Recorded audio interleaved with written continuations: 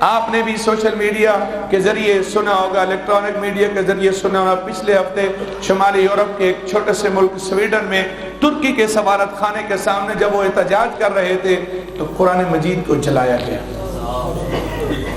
لوگ کہتے ہیں آزادی اظہار رائے ہو، ہر بندے کو احتجاج کا حق ہو۔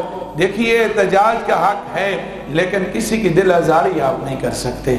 اور پھر مسلمان بھلا قرآن کی توہین برداشت کر سکتے ہیں جس کے دل میں بڑا غیرت ہے؟ ارے اسی قرآن کی وجہ سے تو ہم مسلمان ہیں۔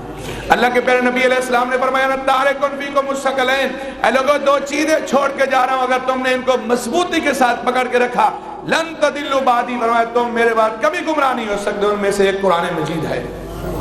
لیکن افسوس یہ بھی ہے کہ ہم بسا اوقات خبریں سنی، لوگوں نے سن کے ایک کان سے سن کے دوسرے کان سے گزار دی۔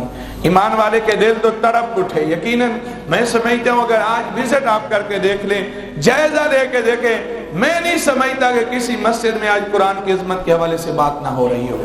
الحمدللہ ہو رہی ہے، لیکن ہم حکمرانوں سے بھی کہتے ہیں جو جنہیں اللہ رب العزت نے ایسے منصب پہ فیض کیا ہے، ارے اپنی کرسیوں کے لیے، اپنی باتوں کے لیے تمہارے احتجاج کہاں سے کہاں تک جا سکتے ہیں، اور قرآن کے لیے، اللہ کے کلام کے لیے ہم بات بھی نہیں کر سکتے۔ ہم کہتے ہیں سفارتکاری بند ہوتی ہے، فلاں ہوتا ہے، فلاں ہوتا ہے۔ دیکھیے عزت تبھی ملے گی جب ہم قرآن سے پیار کریں گے اور صاحب قرآن سے پیار کریں گے۔ قرآن اللہ کا کلام ہے، اس قرآن کی قدر پوچھنی ہے تو امام احمد بن حنبل کی زندگی اٹھا کے دیکھو۔ امام احمد بن حنبل سے صرف اتنا ہی کہا گیا کہ تم اتنا ہی کہہ دو کہ قرآن مخلوق ہے، یہ مخلوق ہے قرآن یا غیر مخلوق ہے، قرآن کے حوالے سے قرآن کی عظمت کی بات آئی، امام احمد بن حنبل نے کہا یہ جسم کٹ تو سکتا ہے، میں قرآن کے بارے میں کم جملے کبھی نہیں بول سکتا ہوں۔ یہ قرآن کسی عام بندے، کسی بادشاہ، کسی وزیر اعظم، کسی دنیا کی بڑی سے بڑی ہستی کا کلام نہیں ہے، قرآن اس کا کلام ہے جس نے پوری کائنات کو پیدا کیا ہے۔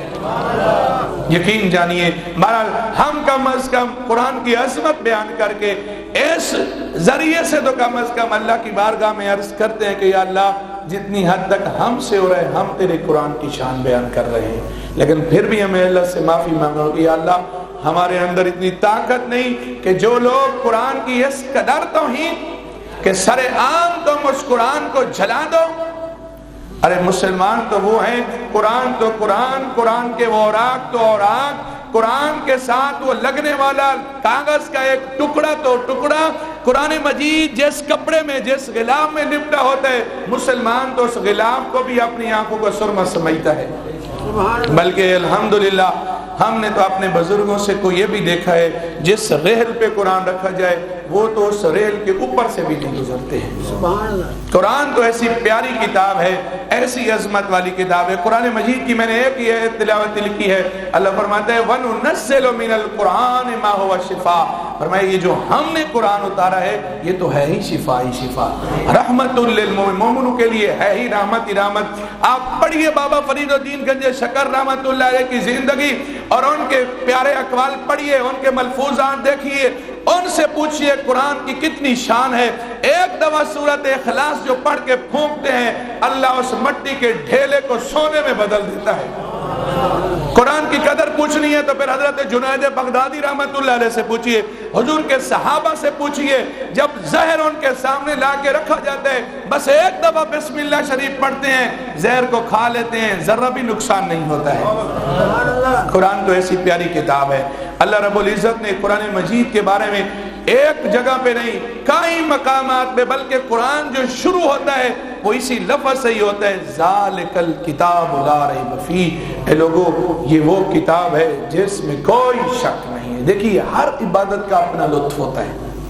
بس اوقات نماز پڑھتے ہیں آپ کو ایک سکون ملتا ہے، کچھ لوگ ایسے ہوتے ہیں صدقہ و خیرات کر کے انہیں سکون ملتا ہے، سخاوت کر کے سکون ملتا ہے، کسی کی مشکل دور کر کے سکون ملتا ہے، کچھ لوگ ایسے ہیں کہ حج کرے سکون ملتا ہے۔ لیکن قرآن مجید ایک ایسی پیاری عبادت ہے، ارے اس کو پڑھنا بھی باعث سکون ہے اور اس کا سننا بھی باعث سکون ہے۔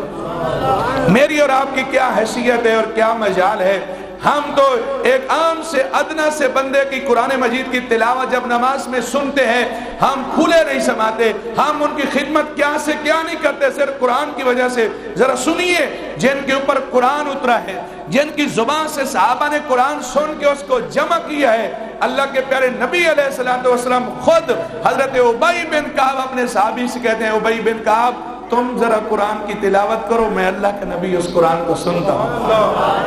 محبت سے سبحان اللہ بولے۔ حضور فرما رہے ہیں، حالانکہ حضور کو قرآن نہیں آتا، صحابہ نے تو حضور کے سن سے ہی، اور جس زبان سے حضور اللہ کے جو زبان حضور کی اللہ کا کلام تلاوت کر سکتی ہے، ایسی کوئی زبان ایسی نہیں ہو سکتی۔ لیکن حضور قرآن کی شان بیان نہ کرنا چاہتے ہیں صلی اللہ علیہ وسلم۔ حضرت ابی بن کعب سے کہتے ہیں، ابی بن کعب ذرا مجھے قرآن تو سناؤ۔ حضرت ابی بن کعب کہتے ہیں، یا رسول اللہ قد انزل علیک، قرآن آپ پہ اترا ہے اور میں سناؤں؟ سنیے یار اس ابی بن کعب کی شان پہ بھی لاکھوں سلام۔